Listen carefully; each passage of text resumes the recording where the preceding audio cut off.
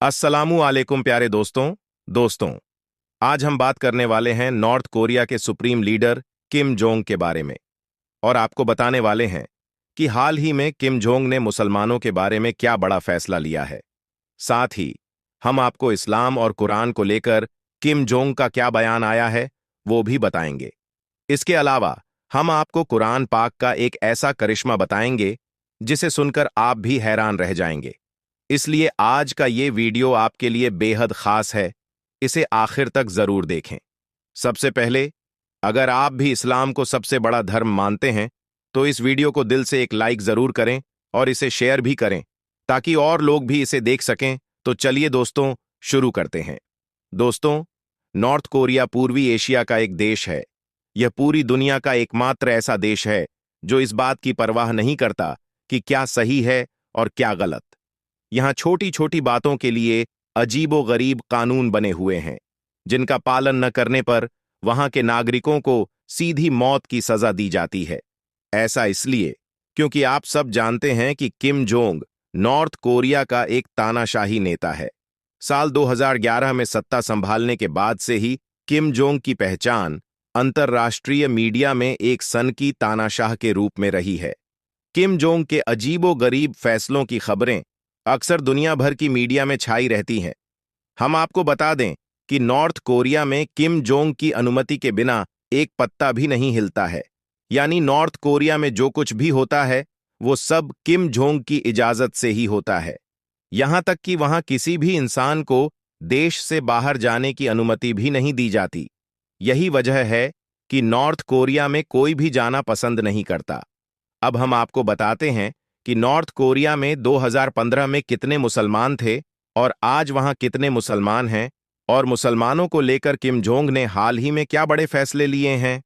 दोस्तों, एक मशहूर वेबसाइट के अनुसार 2015 में नॉर्थ कोरिया की कुल आबादी 2,61,00,000 थी, जिनमें से 4,11,000 लोग ईसाई धर्म को मानने वाले थे और लगभग इतनी ही संख्या बौद्ध धर्म के लोगों की थी। वहीं अगर मुस्लिम आबादी की बात करें तो 2015 में नॉर्थ कोरिया में केवल 3,000 मुसलमान थे, जो अब बढ़कर 30,000 के करीब हो चुके हैं। इसके अलावा हम आपको ये भी बता दें कि पहले नॉर्थ कोरिया की मस्जिदों में जब भी अजान दी जाती थी तो उसकी आवाज सिर्फ मस्जिद के अंदर ही सुनाई देती थी। मस्जिद के बाहर अजान की आवाज नहीं जा पाती थी। लेकिन हाल ही में किम जोंग ने फैसला लिया है कि अब नॉर्थ कोरिया की मस्जिदों पर भी लाउडस्पीकर लगाए जा सकेंगे ताकि वहां रहने वाले मुसलमान भी लाउडस्पीकर से अजान की आवाज आसानी से सुन सकें। इसके अलावा दोस्तों, आपको ये जानकर भी खुशी होगी कि नॉर्थ कोरिया की सुप्रीम कोर्ट ने अब मस्जिदों के ऊपर माइक लगाने की अनुमति दे दी है ताकि वहां के मुसलमान भी अजान की आवाज सुनकर मस्जिद में नमाज पढ़ने के लिए जा सकें। अब आप सोच रहे होंगे कि नॉर्थ कोरिया में अचानक इतना बदलाव कैसे आ गया, किम जोंग अचानक मुसलमानों के बारे में सोचने कैसे लगे। तो हम आपको बता दें कि इसके पीछे एक कहानी है। जब से नॉर्थ कोरिया में यह घटना घटी है तब से किम जोंग ने मुसलमानों के हक में काम करना शुरू कर दिया है। और वह घटना यह है कि एक बार नॉर्थ कोरिया में एक अजीब और पेचीदा समस्या आ गई थी। फिर देखिए कुरान पाक की एक आयत ने कैसे उस समस्या को चुटकी में हल कर दिया। इसका हल देखकर न सिर्फ डॉक्टर बल्कि वहां मौजूद सभी लोगों ने तुरंत इस्लाम कबूल कर लिया। और यही नहीं, जब इस बात की खबर किम जोंग को मिली तो वह भी हैरान रह गया और अल्लाह की ताकत को मानने पर मजबूर हो गया। दोस्तों, असल में हुआ यह था कि नॉर्थ कोरिया के एक अस्पताल में 2 डिलीवरी के केस एक साथ हुए। उनमें से एक औरत को बेटा हुआ और दूसरी औरत को बेटी हुई। अब उस अस्पताल का नियम यह था कि बच्चे की जन्म के बाद उसकी कलाई पर उसकी मां के नाम का एक टैग लगाया जाता था। लेकिन उस दिन जो नर्स वहां काम कर रही थी वह जल्दबाजी में थी और वो उन बच्चों की कलाई पर टैग लगाना भूल गई। इस वजह से दोनों बच्चे आपस में मिक्स हो गए। अब समस्या यह हो गई कि यह पता करना मुश्किल था कि बेटा किस औरत का है और बेटी किसकी। यह देखकर अस्पताल के सारे डॉक्टर हैरान और परेशान हो गए और सोचने लगे कि अब इस समस्या का समाधान कैसे निकाला जाए। इन डॉक्टरों को कोई भी आसान तरीका समझ नहीं आ रहा था। फिर वे एक दूसरे डॉक्टर के पास गए, जो इराक का रहने वाला एक मुस्लिम डॉक्टर था, जिसका नाम डॉ अहमद था। डॉक्टरों ने उससे कहा, डॉक्टर, तुम तो कहते थे कि कुरान पाक में दुनिया के हर मसले का हल मौजूद है। अब हमें बताओ कि इस मसले का हल कैसे निकलेगा।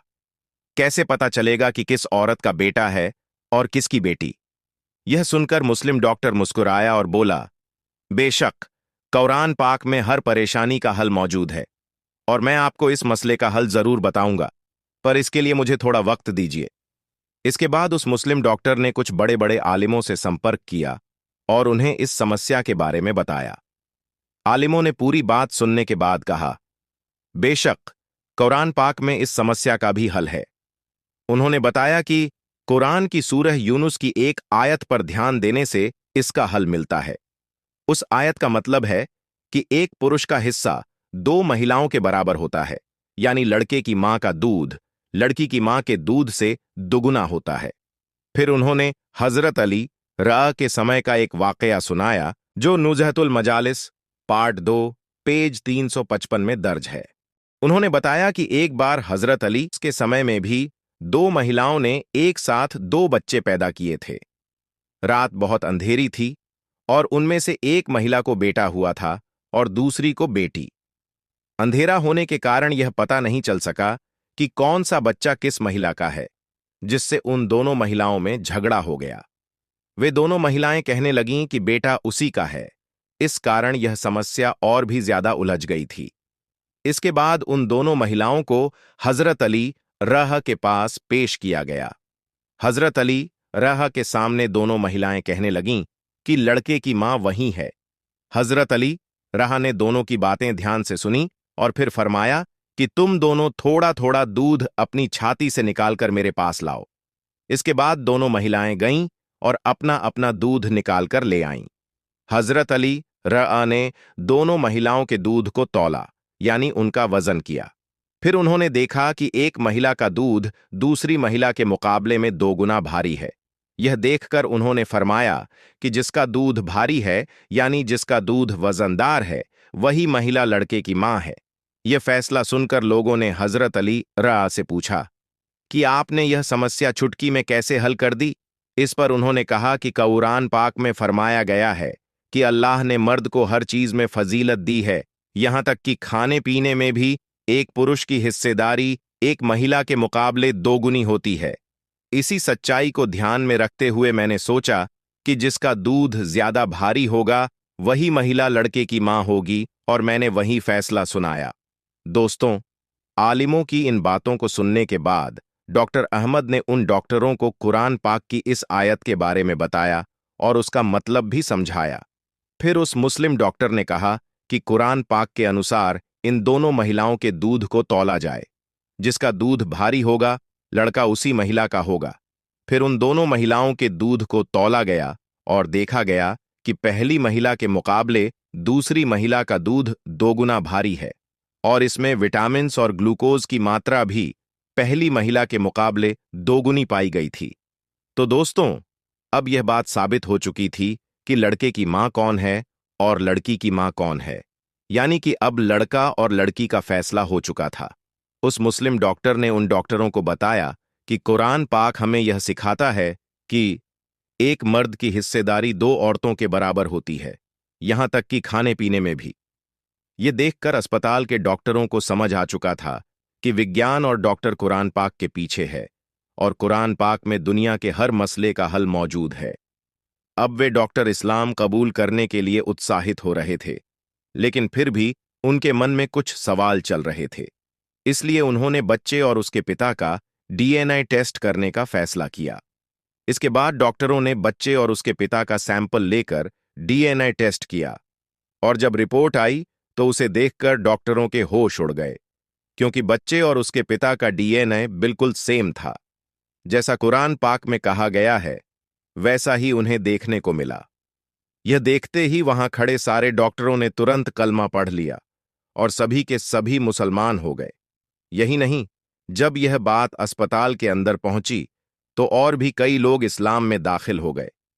उम्मीद करता हूं कि आज का वीडियो आपको अच्छा लगा होगा। अगर पसंद आया हो तो इसे दिल से एक लाइक जरूर करें और इसे शेयर भी करें ताकि और भी लोगों तक यह वीडियो पहुंच सके। हम मिलते हैं एक नई वीडियो के साथ। तब तक के लिए अल्लाह हाफिज।